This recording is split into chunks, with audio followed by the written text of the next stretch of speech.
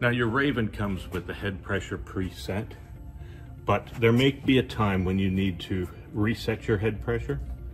It's very easy to do.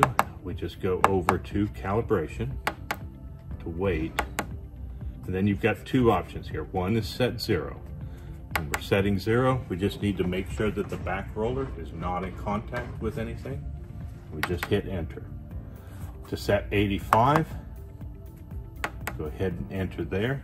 And we take any bathroom scale, doesn't matter what kind, and we go ahead and place that in the machine so that we can actually read that. And then we crank down to it to where we're around 85. Nothing is hyper precise about this. At that point, we just go ahead and hit enter, and it's set. You can then either power off, power back on, or hold the 0 key to reboot. And then we can go to diagnostics, and you can see actually what the head pressure is actually reading then.